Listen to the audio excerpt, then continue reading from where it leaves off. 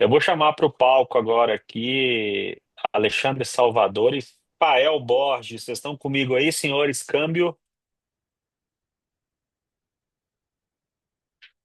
Fala, Hiller.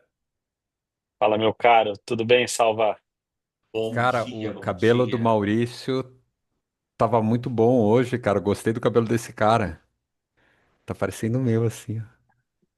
Maurício Brandt é demais. É um designer, tá, mora há 20 anos lá. Ele, pô, é um diretor de criação da Adam Eve DDB de Londres. Um cara muito repertório, um Massa cara demais, cara. sensacional, né? Assim, aí a calma com que ele Sucesso. conta, né? O projeto, né? Com a velocidade, Bom, aquela cadência. eu fui citado, então vou ter que. Aí, ó, Maurício. Franja e óculos, a gente tá quase que irmãos, ó. O cabelo é aí, ó. Tá, quase que irmãos, exatamente.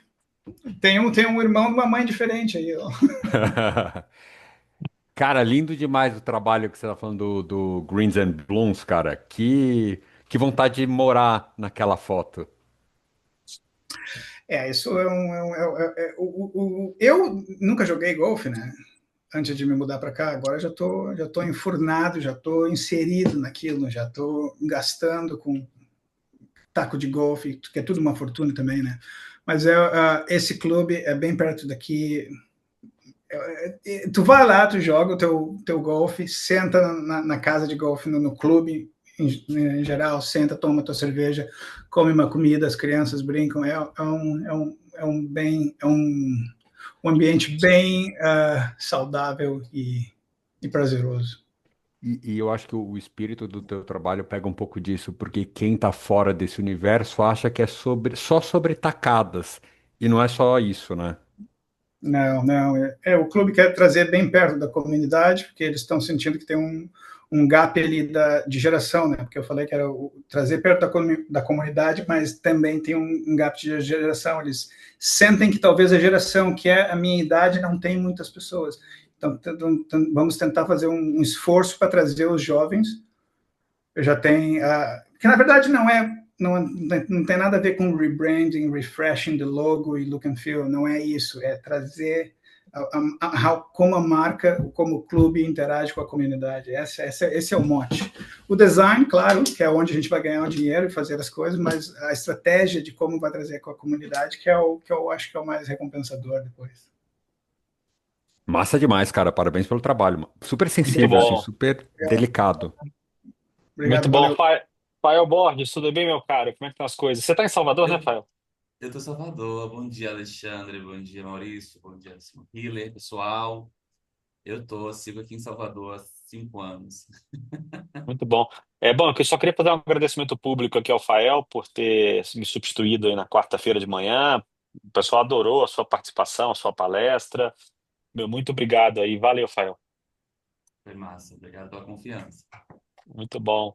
Ô, Alessalva, a intenção aqui é a gente fazer uma coisa sem roteiro, mas com roteiro, né? Acho que trazer um pouco de leveza para essa nossa reta final aqui do Brand Summit Festival.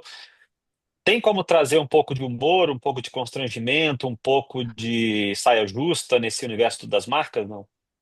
Cara, Ó, quando você falou dessa temática, né, de stand-up comedy, eu comecei a imaginar mil formas da gente ser cancelado se a gente fizer sair numa tangente aqui que não deve, né? É, Então eu já queria dizer assim, quem me conhece sabe, cara, se a gente começar com quem me conhece sabe, vai dar eu muito já tô de errado. blusa branca. Eu já É. tô confundindo aqui. Quem me conhece sabe.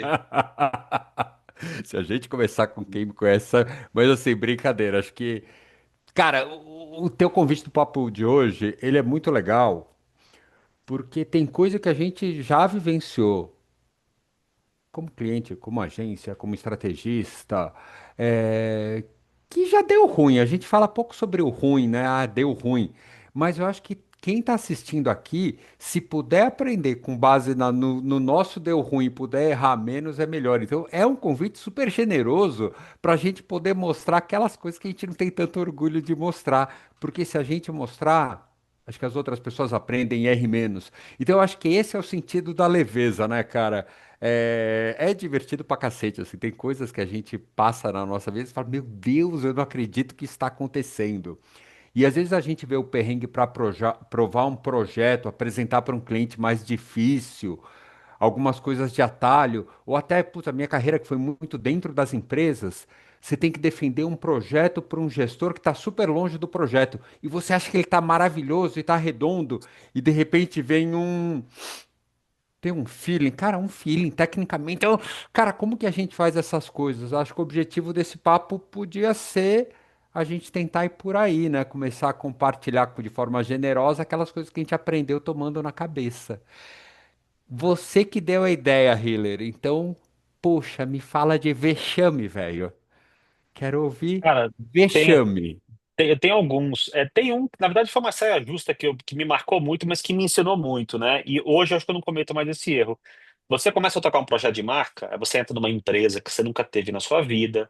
A empresa, ela tem cultura organizacional. Cultura você não muda, é muito difícil, né? E aí, acho que aqui foi um pouco de amadorismo da minha parte. Eu percebi, mas não do jeito devido, que essa empresa, ela tem um clima esquisito, ela tem uma gestão pelo terror, um assédio moral normalizado, e eu chego lá como um fornecedor, né? E aí, na hora que eu fui apresentar um primeiro pit stop para o cliente, né, uma pesquisa muito grande, me colocaram numa sala para apresentar, eu já olhei, né? A sala não tinha janela. A sala tem que ter janela, né? Porque a reunião de pesquisa ela é longa, ela é maçante, ela é densa, tal. E aí um dos contratantes, ele me começa a ver a minha pesquisa, e a pesquisa estava boa, claro que estava, senão não teria levado. Aí no final ele me solta o seguinte comentário assim: bom, vamos lá, estamos aqui há 3 horas nessa apresentação. Bom, você não trouxe nada novo pra gente, você sabe, né? Tudo que você falou aí a gente já sabia, né? E aí, suco de climão barata voa na sala, né? Ele foi extremamente deselegante. Muito carinho nessa fala dele, né? Tô te pagando, né? Poxa. Assim, nota mental, tô te pagando pra você falar o que eu já sabia, é isso mesmo, idiota, né? E aí, nessa hora, quer dizer, o que que eu faço hoje em dia, né? Hoje eu mapeio. Se a pessoa falar isso, o que que eu falo? Se o cara falar que o trabalho tá péssimo, se o cara falar que o teu trabalho tá uma bosta, por exemplo, pode acontecer, né?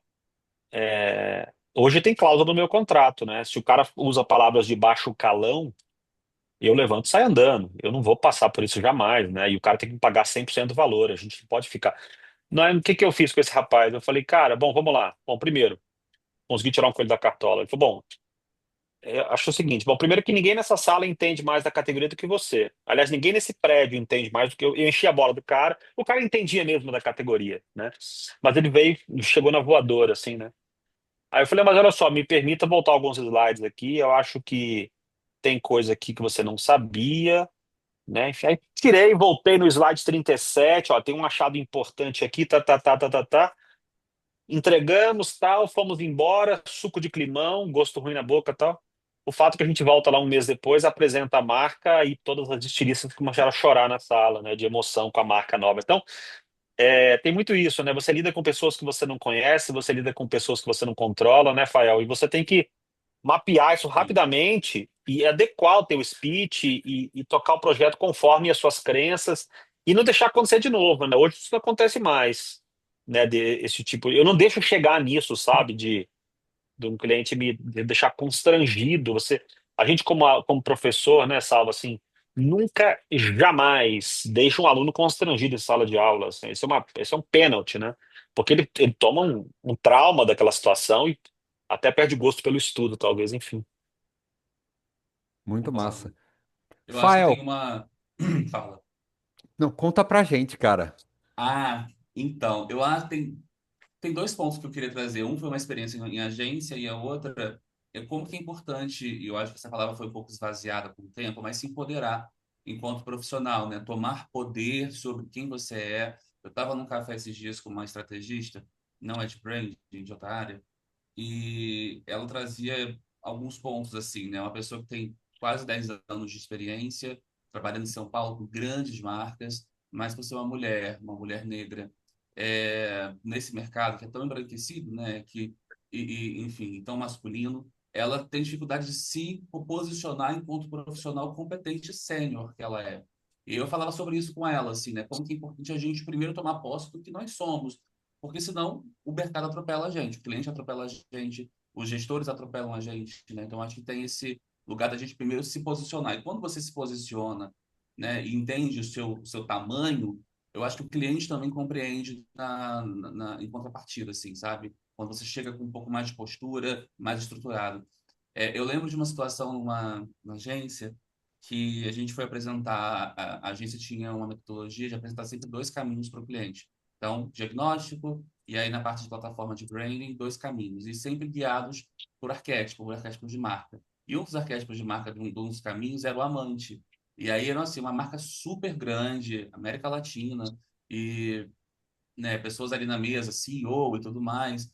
E eles começaram a falar que assim, que o amante não, jamais, que a marca não quer ser conhecida como a marca amante, mas o amante de uma forma deturpada, né? Sem esse conhecimento de brand, sendo que tinha uma aula junto com a apresentação, tinha todo um vídeo explicando o que é arquétipo de marca, material enviado antes. Aí você esbarra numa limitação, né? Falta de um lastro intelectual ali do time sobre o tema, né? Então, tivemos que revisar todo o caminho, porque eles se apegaram, né, à palavra amante, não ao que representava, o que significava o amante enquanto arquétipo. Foi um caos, assim, a gente saiu de lá muito frustrado.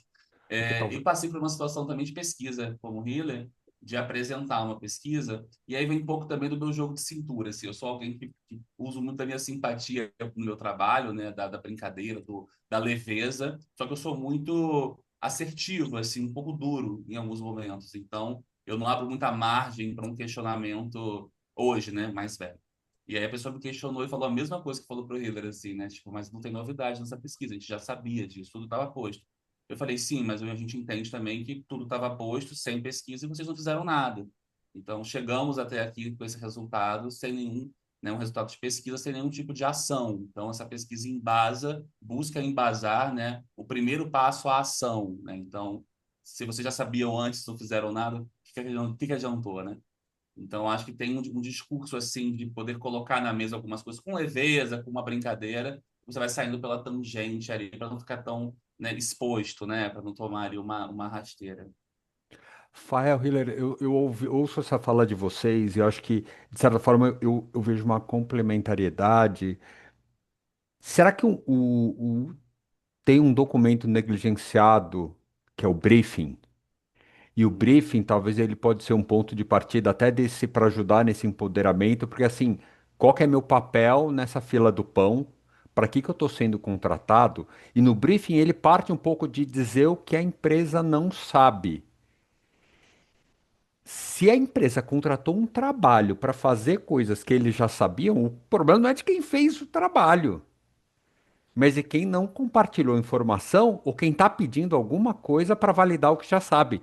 Sabe, tipo, eu estou pensando se a gente discutir melhor, seja como cliente, seja como agência, a gente discutir melhor os briefings, levar ele mais a sério e tratar ele menos como pastel, porque às vezes parece que é um pastel o pedido de um job, não ajuda a gente a construir esse limite entre o que se sabe e o que não se sabe, e qual que é meu papel aqui como consultor, agência, prestador de serviço. O que que vocês acham?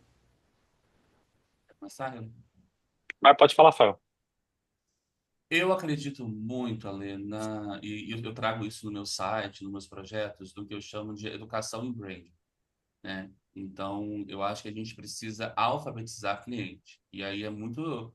Até eu conseguir assim, chegar esse lugar, você vai apanhando, né? Então, se eu for contar com a alfabetização dos meus clientes, eu não vou conseguir avançar com um projeto com profundeza, assim. Então, eu acho que é preciso alfabetizar. Então, por exemplo, no meu site tem uma área chamada Aprendizes, e aí nessa área o meu cliente acessa, tem vídeos introdutórios sobre brand, material complementar, textos, episódio de podcast, né? Então, eu monto uma teia de educação para que ele entenda onde a gente está pisando. Porque não sei com vocês, mas como eu atendo assim, tanto marca grande, marca pequena, marca pessoal, eu faço muita marca pessoal, eles sabem da necessidade de branding, porque está em voga, mas eles não sabem qual é a importância, como é que se constrói, né? O que que isso ressoa, né? O que que ele vai receber. Então, tem que ter uma base de alfabetização mesmo, assim, de você chegar e explicar. E aí eu acho que entra esse ponto do briefing, né? Ser a porta de entrada para esse processo acontecer, né? Então, eu acho que você vai fazendo provocações para que ele vá raciocinando junto com você. E às vezes, por exemplo, a questão da pesquisa. A gente pode estar realmente ali reforçando o que eles já sabiam, mas é por uma outra perspectiva. É para uma perspectiva, né, de observância, uma perspectiva metodológica, tem método no que a gente está fazendo. Pode ser, obviamente, que resultado. E eu, inclusive, sempre digo assim: quando chega no resultado comum, eu falo, que bom, porque senão a gente estaria aqui com uma questão esquizofrênica, né, na sala, né? Se vocês estão pensando numa coisa, eu estou dizendo outra, que problemático, assim, né? Se vocês estão vendo o problema de uma forma e existe um outro problema, então, mais BO para a gente resolver. Então, se é o mesmo, ótimo, vamos respirar porque estamos na mesma página. Então, eu não vejo problema em chegar no resultado comum. O que eu vejo é de do cliente não me acompanhar no raciocínio. Por isso que tem que ter um papo educacional junto. Que legal. Muito bom. Ô, Salva, vai, deixa eu passar a bola para você um pouco. Você trabalhou com muitas marcas, você trabalhou com uma marca que é leite, açúcar, chocolate, você foi de E muito Toddy amor, cara, e muito e muito amor. amor. Você deve ter histórias, vai. E aí, como é que Conta foi tudo. colocar açúcar e leite e aroma para as criancinhas brasileiras tomarem? Como é que foi isso? Cara, bom, as criancinhas brasileiras já tomavam todinho há 30 anos quando eu entrei na marca, né? E aí tem aquela sensação de, porra, logo na minha vez. Porque quando eu assumi a marca, estava num momento de muita pressão da Alana para que as marcas parassem de falar com as crianças e começassem a falar com as mães. Que hoje é óbvio, né? Mas faz acho que uns 15 anos isso. Pô, é engraçado, cara, porque assim, eu sentei na cadeira de uma marca sólida que eu sonhava em trabalhar com ela, eu tomava todinho, e quando eu não sentava na cadeira de todinho, eu queria sentar na cadeira de todinho porque era muito redondo e muito lindo. E a relação com os fornecedores de todinho, né, com o Tutti, com a Troiano, com a Móvel, tipo, tava tudo muito redondo, assim.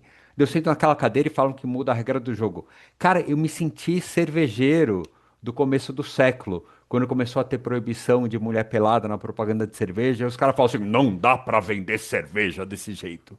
O meu primeiro sentimento foi esse meio tacanha, sabe? De não dá pra vender todinho sem falar com a criança. E dá meio que um desespero. Daí você respira no saquinho, você fala: não, pera, olha a sorte, porque daí você vê a coisa por outro lado. Essa mulher, esse homem, que hoje são pais e mães de crianças que tomam todinho, eles foram a primeira geração de tomadores de todinho. E não tem coisa mais legal do que você trabalhar, e hoje que sou pai, eu enxergo isso com muito mais nitidez do que eu enxergava naquela época, que é o prazer de você poder compartilhar uma coisa que fez parte da tua vida com a vida dos teus filhos. Então, a gente começou a discutir isso muito com a agência, eh, com a MAP na época, e a ideia foi fazer essa virada, sabe? Primeiro era o MAP, depois a Peralta, fazer essa virada de o prisma do Todinho no mundo da criança. Todo filme de Todinho era igual por 30 anos. Chega a mãe com uma bandeja, assim, a mãe chegava com uma bandeja, com dois todinhos, dava um pro menino, um pra menina, o menino tinha 8 anos, a menina tinha 5 anos, eles tomavam um gole e acordavam no mundo de todinho. No mundo de todinho eles passavam por uma aventura, sempre tinha uma cachoeira, um rio, alguma coisa de todinho. Eu amava Al- essas campanhas. Alguém passava a mão no todinho, todinho chocolate. E daí tinha um momento de medinho. A ponte caía, aparecia o dragão, porque tinha que ter uma aventura no mundo de todinho. Daí as crianças superavam o desafio com a ajuda do todinho, que punha o canudo e refazia o trilho do trem. E daí as crianças começavam a rir no mundo de todinho e terminavam a risada de volta no quarto delas. A mãe entrava com cara de besta, tipo, do que vocês estão rindo? E as crianças se entreolhavam na cumplicidade dos irmãos. Todo filme de Todinho era essa aventura igual, assim, e era muito confortável, porque você sabia onde a parábola terminava. Cara, a ideia que nasceu junto com a agência foi: vamos fazer a perspectiva dos pais desse negócio. Então era como que os pais olhavam para as crianças curtindo esse momento. E os pais tinham curtido esse momento, cara. Então a gente lança a campanha de Todinho 30 anos, mostrando os pais vendo os filhos nesse mundo. Cara, os pais viraram os baita embaixador da marca Todinho. E aí eu acho que no paralelo vem todo um plano de faz um Todinho com menos açúcar. Hoje tem o Todinho levinho, né? O projeto tinha nascido antes, mas pra você entregar um produto legal com menos açúcar é difícil. Então começa a vir uma melhoria de perfil nutricional, mas assim, o todinho não é sobre aquele leite, né? O todinho é sobre essa conexão emocional, sobre criatividade, sobre aprendizagem. E isso os pais foram baita aliados, cara. Os pais adoravam sentir que tinha aí comunicado no site, nas páginas, era muito legal, os pais falando que legal eu poder dividir hoje com uma coisa que eu tomei com meu filho. Hoje com as minhas filhas eu vejo, quando eu consigo fazer elas viver uma experiência que eu vivi quando criança, é super rico. Então, você trabalha muito mais a relação, mas dá esse medo, cara, quando te falam, você não pode fazer isso. A única coisa que te vem na cabeça é, eu preciso fazer isso. E a gente se fecha para pensar o diferente. E o diferente, ele pode ser muito mais maravilhoso.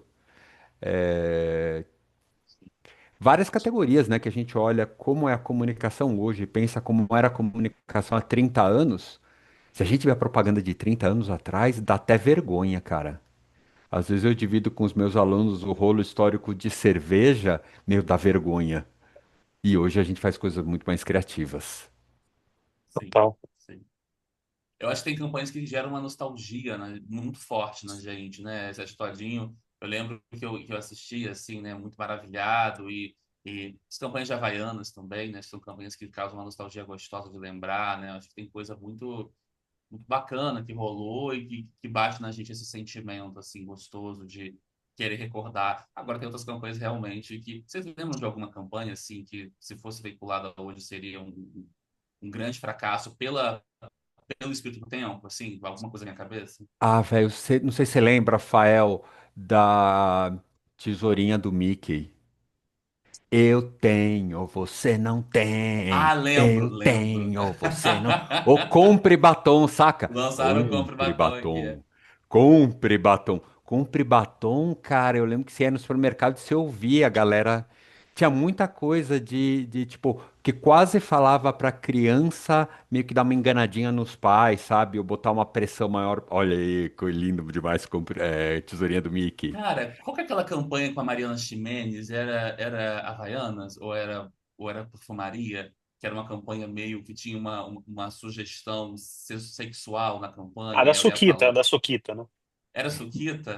É um tio Suquita, um tiozão no elevador ali, Tinha o Gilzão Suquita. meio que É. flertando com a moça. Isso seria impensável hoje em dia pelas razões óbvias, né?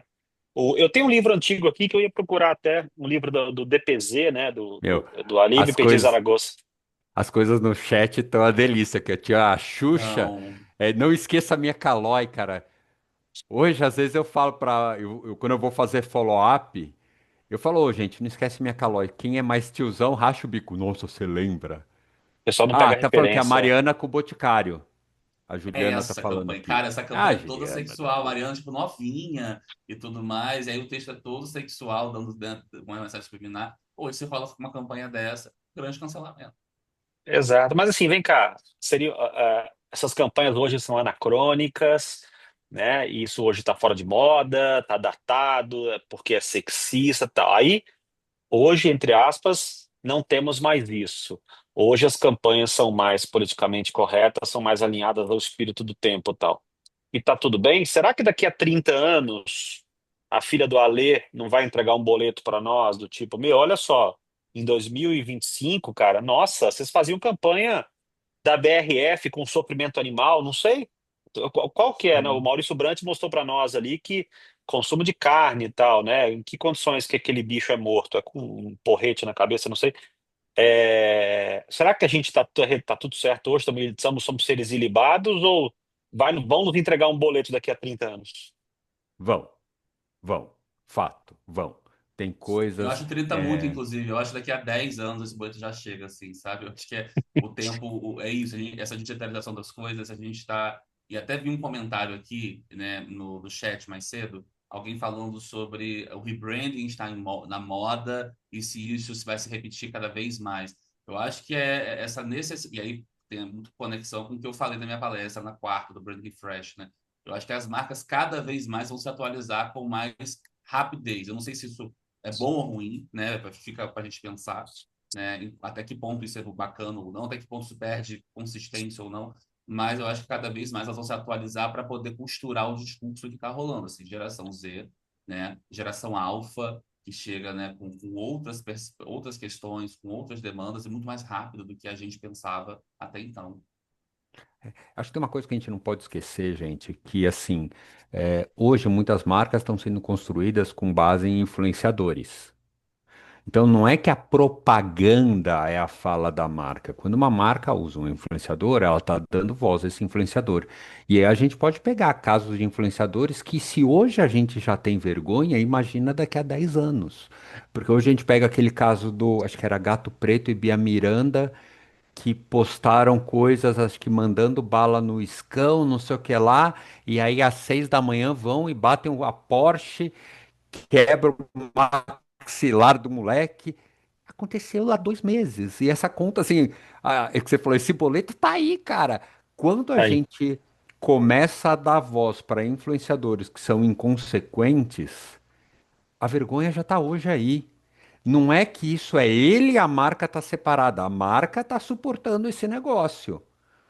O maior orçamento de comunicação hoje vem de Bet. E olha as formas que a Bet estão construindo as suas marcas. Hoje, se não existisse bet, acho que não ia ter um jogador recebendo salário hoje. Pois é. E quando a gente assiste o jogo, a gente está alimentando esse sistema. Mas a gente prefere também se alienar e falar: não, não é culpa minha. Claro que é, a gente está alimentando esse sistema.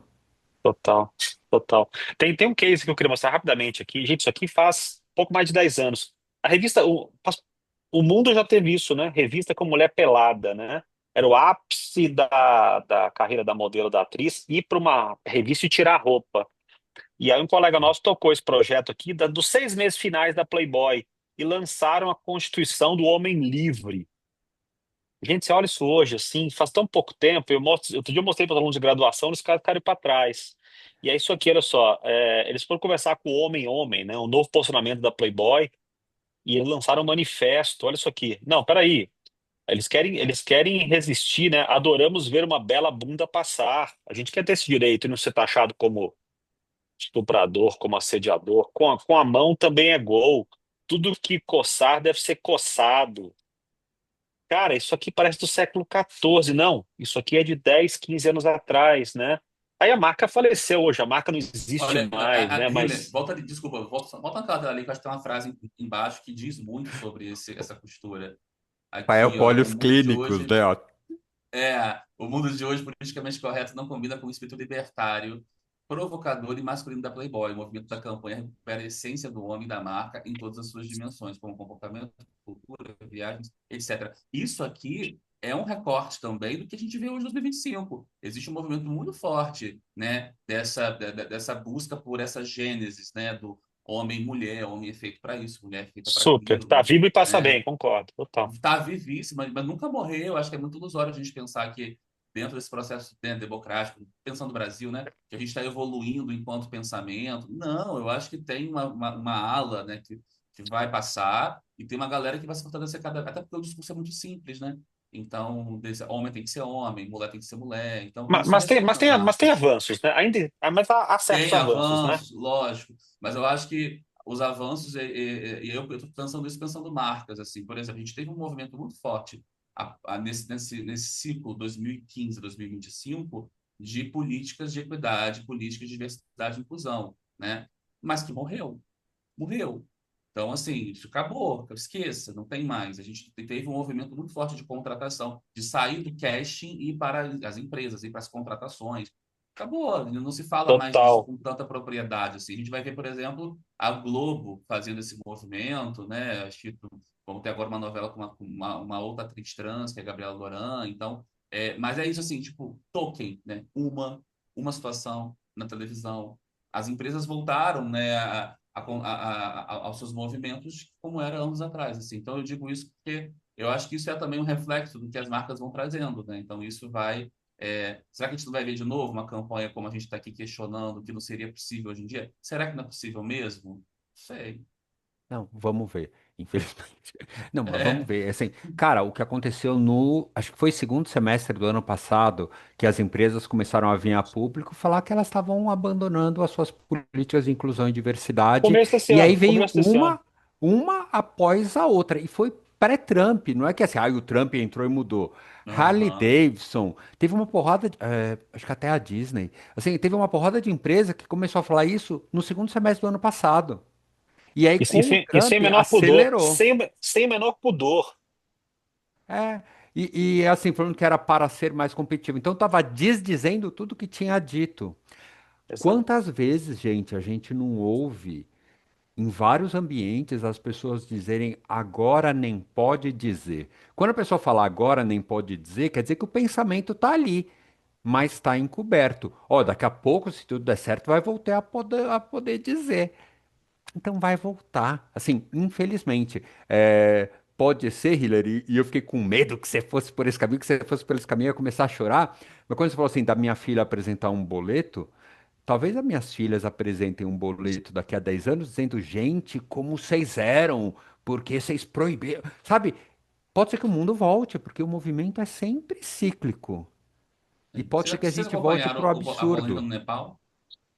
Desculpa, não te Desculpa, ouvi. Leia. Não, eu queria complementar você e saber o que que você viu sobre isso. Você viu a polêmica no Nepal desses últimos tempos? Não. Tá rolando uma grande manifestação no Nepal. Não sei se você ainda consegue abrir uma matéria sobre isso na tela, mas uma movimentação da geração Z que levou o Nepal a uma grande protestos, né? O governo, salvo engano, teve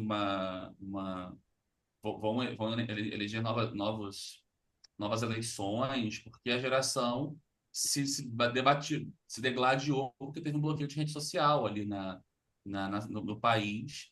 E aí os grandes ricos do Nepal começaram a se mobilizar, se movimentar sobre isso. Está uma grande causa, assim, e tem a ver com a lógica, né, que a gente está falando aqui sobre rede social, que se conecta a branding, né, que é isso, assim, né, eles estão usando aquele logo do One Piece, que é um desenho, né, Aham.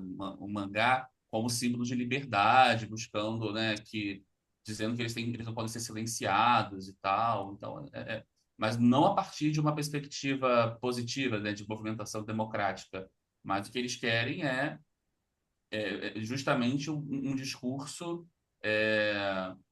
como eu vou dizer, uma mobilização profunda para que essas vontades, né, do que está sendo vendido em rede social, como aquela série Adolescência, vocês viram na Netflix, né? É justamente aquilo. A gente está tendo hoje uma disseminação de informação muito obtusa para uma juventude que está comprando esses discursos. Então, ao invés de ampliar os horizontes com a internet, né, estão usando dessa ferramenta como um mergulho em temas que não fazem muito sentido quando a gente, né, pensa sobre liberdade, democracia, é muito mais um discurso que aprisiona. Muito bom. E Gente, eu acho que eu errei no título dessa conversa. É um papo tão bom, assim, tão necessário, né? Ter nada de stand-up comedy. Acho que é mais uma sessão de terapia da gente olhar para nós mesmos aqui, no nosso papel como estrategistas e constrangimentos que o mercado já cometeu e não tem que cometer mais. E acho que é isso. Eu escutei muito já em aula. Hoje em dia não pode mais nada, né? Eu já escutei muito isso, né? E quando alguém comenta isso, eu já dou aquela olhada, assim, mas eu falo, e talvez não possa mesmo, né? Quer dizer. O mundo está muito chato hoje, talvez esteja, talvez tenha que estar, né? É um pouco do que eu comentei em sala de aula.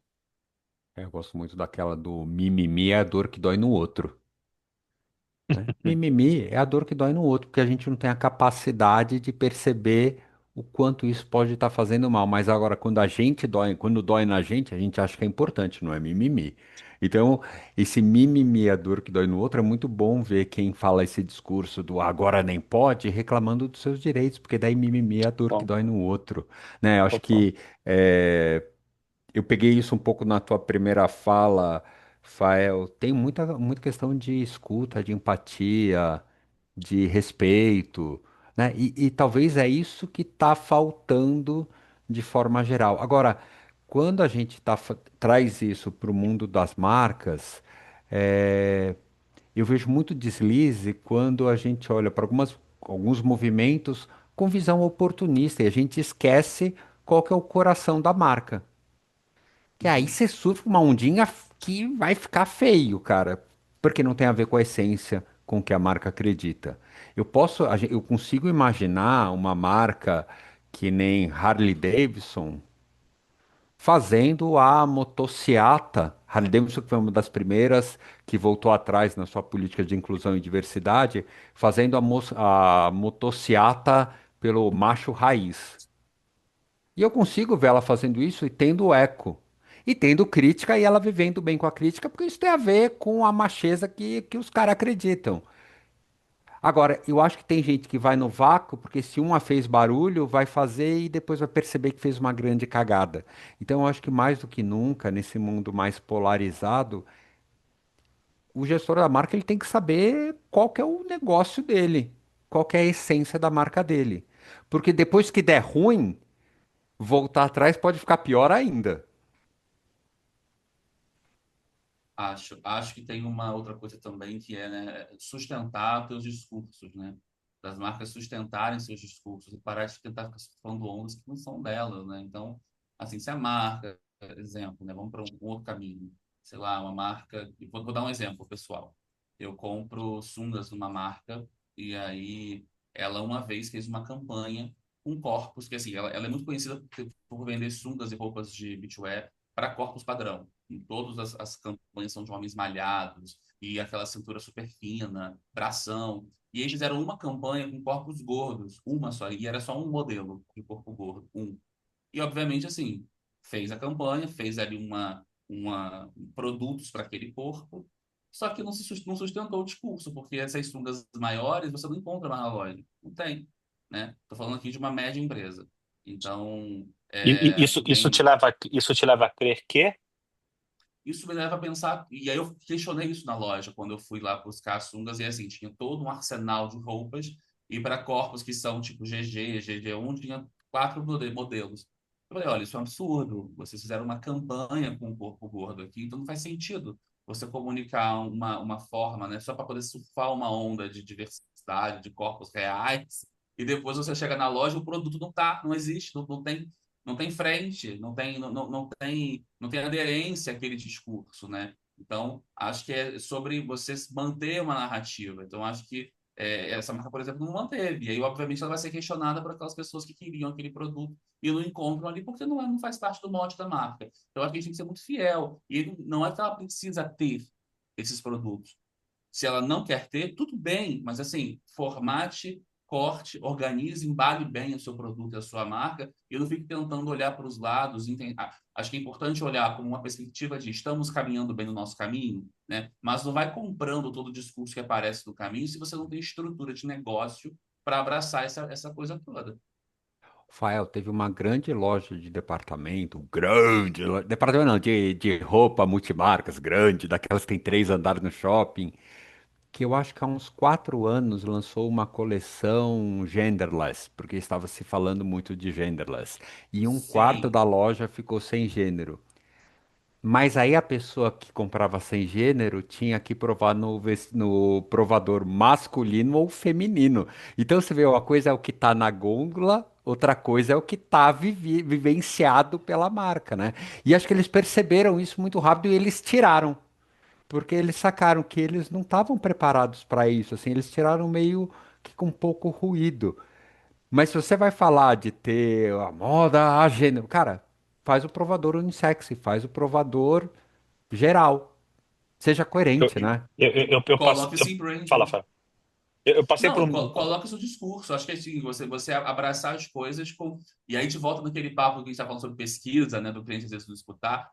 Muitas das vezes a gente vai apresentar pesquisa e mesmo assim a dinâmica de negócio não vai mudar, né? Por exemplo, eu fico pensando naquele case da HBO, HBO Max, Max, HBO de novo, né? Falo, gente, como você teve pesquisa, alguém entregou alguma coisa, esse povo escutou, essa galera da mesa falou assim, não, vamos botar Max, que HBO está ultrapassado, tá todo mundo mudando, vamos mudar também. E eles abriram mão do valor do nome HBO, depois se tocaram da burrada que fizeram e voltaram atrás, né? Então, assim, Ó, se querer surfar onda, né? a Carmen tá falando aqui que da Victoria's Secret Fashion Show desse ano trouxe uma modelo plus size que era inédito até então. É, cara, às vezes a birra que eu fico da modelo plus size é que a modelo plus size é uma mina normal magra, mas ela é menos magra do que as magérrimas que são as modelos padrão. é meio louco isso, né, cara? Tipo, a roupa da plus size É 44, tá é, bom? é. Ao corpo normal de uma brasileira, assim. Aí é isso, né? Como que a marca, como que brand, né? A gente precisa estar muito conectado porque a gente constrói narrativas para a sociedade, né? Eu não acho que marca seja uma consequência da sociedade. Eu acho que ela se retroalimenta. A gente, enquanto gestor de branding, também alimenta a percepção das pessoas sobre si, né? Como é que elas se veem no mundo, como é que elas se projetam, né? Então, é também um reforço de discurso. Vitória Secret acho que é um excelente case para pensar sobre isso, né? Assim, teve um auge, que era também um ápice à magreza, um ápice ao grandes shows. Voltou agora, não sei se vocês viram algum show da Victoria's Secret, voltou com baixo orçamento, né? Muito ruim, uma comunicação muito ruim, né? Mas tentando se conectar com esse discurso do momento, né, o discurso de diversidade, de inclusão, fazendo isso de uma forma muito estranha. Em contrapartida, quem está fazendo isso bem? Fenty Beauty, né, que já nasce com um DNA de diversidade, já nasce com um DNA, né, de todas as texturas de pele, já nasce com um DNA não só para roupa, mas para maquiagem, com bases com vários tons de pele, né? Então, eu acho que a diferença é entre ter um DNA numa marca e tentar comprar um discurso no meio do caminho. Esse ponto que você fala da frente, a Raíssa estava colocando aqui no chat também. É, muito massa, muito massa. Ah, então falou aqui, ó, criticar a Carmen tá falando, criticaram a participação do Alessandro Ambrosio devido à idade e ao corpo. É muito, criticar o corpo da Alessandro Ambrosio, pô, o tempo passa, cara. Sim. E que bom, né, que o tempo passa e se tudo der certo, a gente vai vai conseguir ficar bem velhinho com o corpo bem enrugado. Se tudo der certo. Hiller, a gente vai até às 11.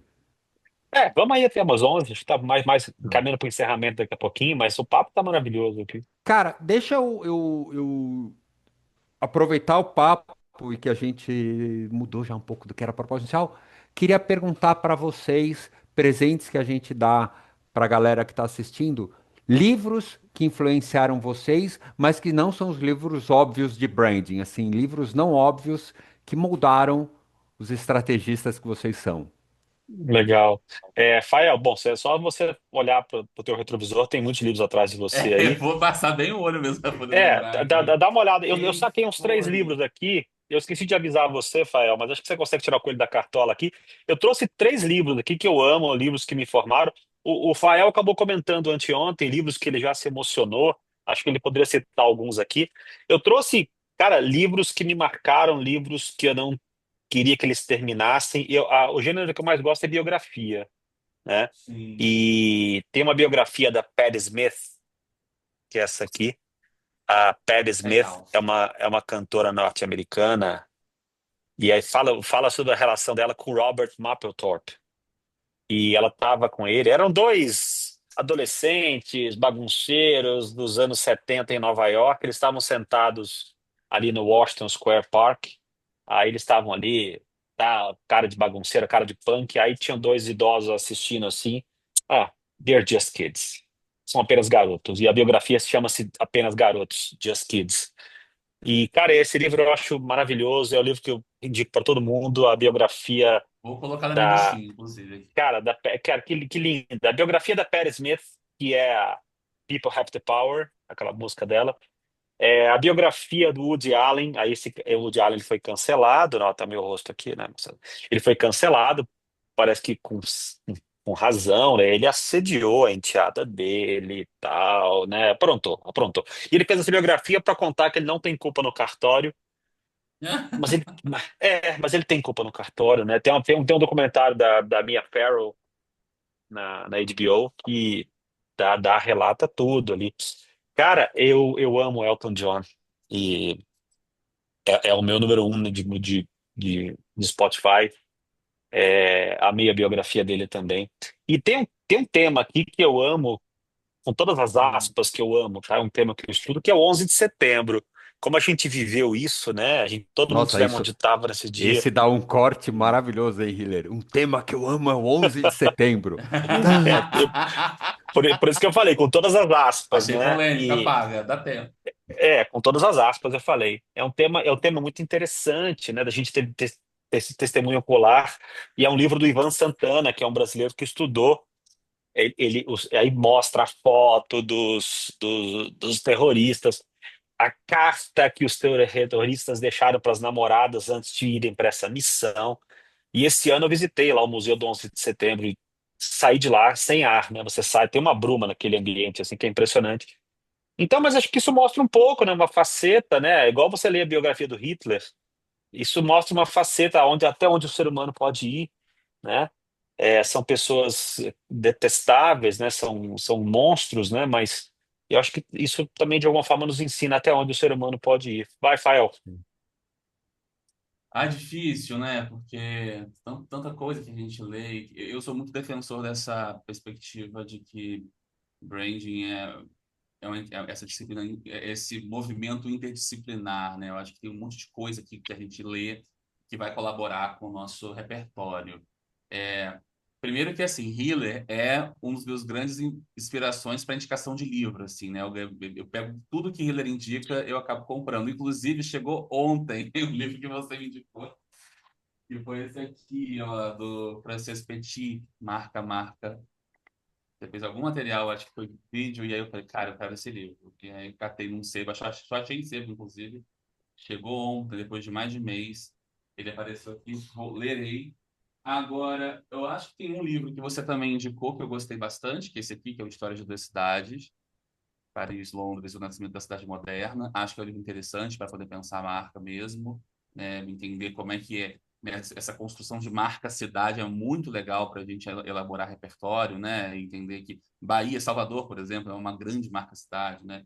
E eu gosto muito do Jung, né? Como no Homem e Seus Símbolos. Essa edição, inclusive, é maravilhosa. Acho que é importante a gente entender, né, sobre construção de símbolos a partir de uma perspectiva junguiana. Eu acho que é um bom olhar para a construção de marcas também. A Tereza E tava pedindo aqui, Fael, mostra de novo, Fael. Eu acho que é mostro. esse último livro do Jung, Tereza. Só dá um toque pra gente se é o Jung ou se é o outro. Ó, esse aqui é o História de Duas Antes do Cidades. Jung, é esse. Pronto, é do Jonathan Conlin. Vou dar depois o link aqui para Eu vocês. adoro esse Indicação livro. de Eu amo. Marcos Rey. É um livro do historiador, então você tem que lutar contra o texto ali. E, cara, ler Jung é É, fácil. Eu não sou leitor de Jung. Ler Jung não é fácil, né? Não sei. E aí? olha, eu acho que é uma leitura que você vai. É que nem um livro que eu gosto muito, acho que indico para branding também, tá? É esse aqui, livro importante para a gente que é brasileiro, que é Um Defeito de Cor, assim, Dona Maria Gonçalves. É um calhamaço? Mas é muito importante. Ela, inclusive, acabou de entrar na Academia Brasileira de Letras, primeira mulher negra na Academia Brasileira de Letras, foi a Maria Gonçalves esse ano. Dá repertório também para a gente pensar marcas brasileiras, entender, né, como é que a gente costura, né, essa perspectiva que muitos vão chamar de brasiliana, né, em vez de brasileiro, brasiliano. Né? Então, gosto também de dele como uma ferramenta de branding, assim, de construção de marca. Cara, eu vou falar dos meus. Ó, Ócio Criativo, Domênico de Masi. Uhum. Cara, um livro que quando eu li, eu ficava meio que. Vou contar uma coisinha pra vocês que eu não tenho tanto orgulho. Às vezes eu sou meio caga-regra. E às vezes eu tô usando um eufemismo. Eu eu penso e falo assim, oh, não devia. E daí eu volto atrás.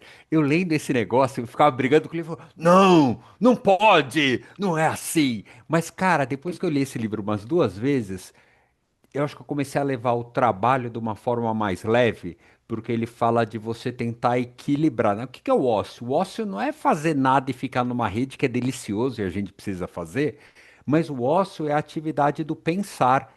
Ele se contrapõe ao trabalho físico, né? Na visão do Domênico de Masi.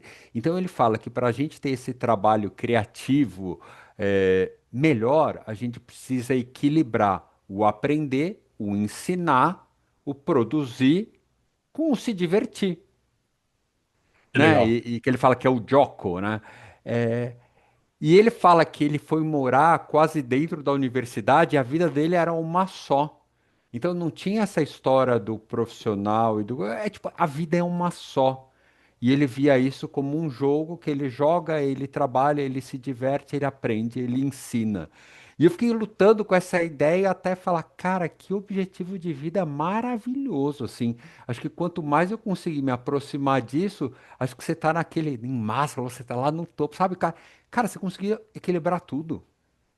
Eu acho maravilhoso. Total. Então, é uma Muito ideia legal. que para mim, ele norteia o pensamento. Muito legal. Tem Deixa eu só fazer dois, só fazer um claro, parênteses, Salva. Já te devolvo um segundo.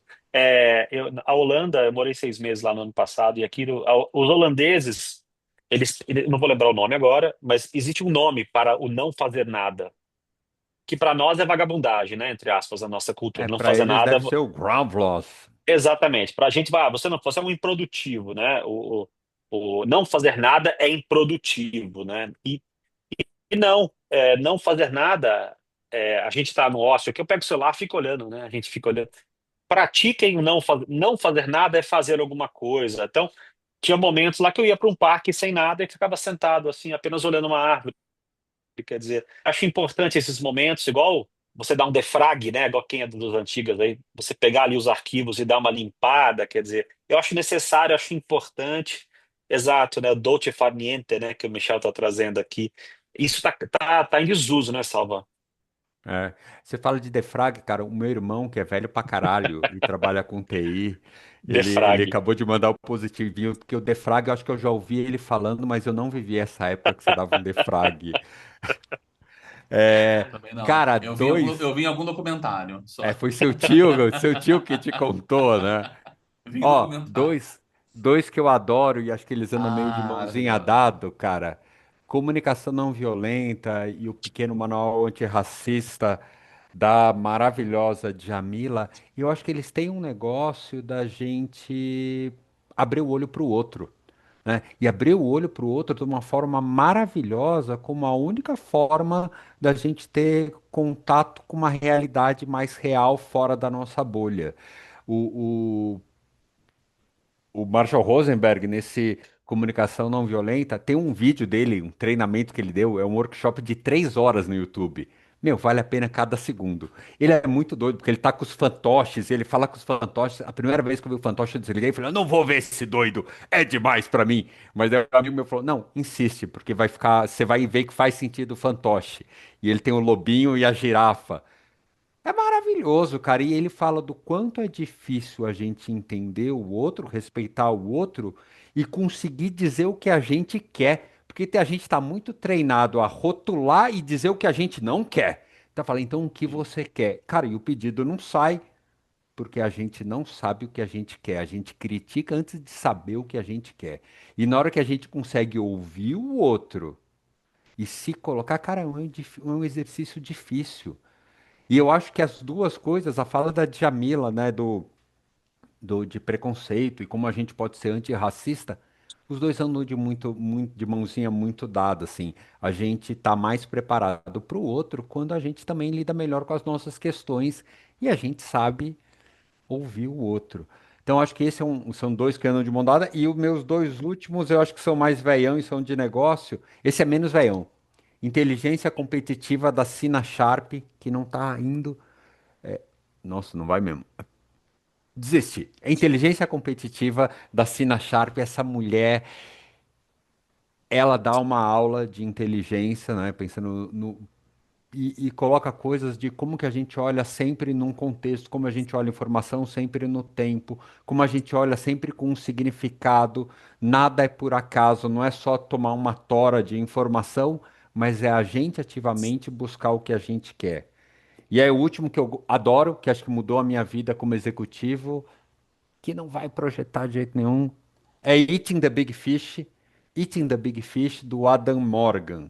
E ele fala no Eating the Big Fish como você se posiciona como uma marca desafiadora. Ele dá 8 passos numa marca desafiadora, que é mó barato, assim, porque você fala, meu, esses 8 passos constroem uma marca muito legal, mas parece que é só para o segundo, né, para o desafiador. E ele fala, como líder, se posicione como desafiador, porque você vai ser sempre desafiador. E aí, a gente tá falando de Apple os outros dias, a Apple sempre foi uma marca putamente desafiadora. Quando ela deixa de ser desafiadora, vem o Google e faz aquela propaganda do Vanilla Pro. Não sei se vocês já viram Vanilla Pro, mas o Google tá fazendo a Apple experimentar seu próprio remédio, assim, porque a Apple sempre fez isso com os outros. quando ela vira corporativa, fazem isso com ela. Então, o sucesso de uma marca desafiadora é continuar sempre desafiadora. A hora que ela virar vanilla, alguém vai tacar pedra nela. Muito bom, muito bom. Muito bom. 11 horas cravado, gente. Muito Queria só bom, um muito bom. adendo. Você indicou Djamila, e aí eu quero fazer esse adendo para poder. Já que a gente falou tanto aqui sobre diversidade, né? Esse assunto foi surgindo, tem uma obra da Djamila que é muito boa, que é Lugar de Fala. E eu acho que é importante a gente grifar isso. Lugar de fala não é você ter prioridade ou exclusividade, para ser mais específico, sobre o que você fala. É você reconhecer de onde você fala, né? Então, qualquer pessoa pode falar sobre qualquer tema, desde que ela entenda de onde ela fala, né? Qual é o lugar dela naquele, o posicionamento dela naquele tabuleiro, né? Então, acho que isso também é importante para a gente pensar branding, assim. A gente hoje cada vez mais são projetos que vão ser projetos interseccionais, né? Todo estrategista que se propõe a estudar, pesquisar, entender mercado, entender cenário, entender das dores, né? Dos pontos interseccionais daquele público, ele está apto para construir qualquer projeto. Muito bom. Obrigado, Fael. Obrigado, Salvo, pela mediação aí. Muito obrigado. Foi um prazer a gente encerrar o Branding Summit com essa conversa aqui tão linda, tão pertinente. Obrigado aí. Ó, mediar nunca foi tão fácil, porque eu falei bom dia e do resto vocês falaram à vontade, assim, foi. Eu amei. Obrigado pelo convite, Hiller. Obrigado pelo papo, Ale. Adorei. Fael, Adorei. prazer, cara. Prazer foi meu. Que a gente troque mais vezes. Vou adorar. Eu acho que o Branding Summit ficou realmente como um lugar de encontros de profissionais, assim, de muito afeto, né? Eu vi muita gente trocando, se amando aqui, sabe? Trocando arrobas, carinhos. Então, acho que o que fica pra gente é realmente que a marca é um movimento de afeto, um movimento de relações mesmo. Muito bom, muito bom. Valeu, gente. Obrigado. Agradeço. Sensacional. Moçada, eu vou encerrar aqui a minha fala em 1 minuto e o meu sentimento aqui de extrema gratidão por vocês terem acreditado nesse projeto. Quem esteve conosco no ano passado, retrasado, já estamos planejando o evento do ano que vem. A gente deve enviar o certificado de participação via ferramenta automática do Simpla, tá? É meio padrão, não tem muito como editar isso, mas vocês vão receber o certificado de participação do Branding Summit. Quem tiver proposta de palestra, me manda por e-mail, tema e mini CV. Algumas pessoas já estão mandando para nós aqui, já tem nomes confirmados para o festival do ano que vem, que a gente espera que seja presencial, nós estamos pensando possibilidades aqui. E, gente, o meu muito obrigado. Eu reitero o meu convite aqui de encontrá-los na Grown, a nossa comunidade das pessoas que movem as marcas. Vai lá no meu Instagram, link na bio, vocês vão ter todas as informações. Obrigado a todos os palestrantes que estiveram aqui, acreditaram nesse projeto. Obrigado a todos vocês que estiveram presentes e assistam as gravações lá dentro do Simpla, na área logada. Tem uma área lá chamada Meus Ingressos, está tudo lá. Obrigado, Renan Silvestre, pela parceria. Foi um prazer dividir com você os esforços aqui desse evento, que realmente deu muito trabalho da gente colocar de pé. Moçada, sem mais delongas, obrigado, bom final de semana para todos. Um beijo, a gente se encontra nas redes, nos corredores das universidades, do mercado. Valeu, moçada. Beijo para todos. Um abraço. Tchau.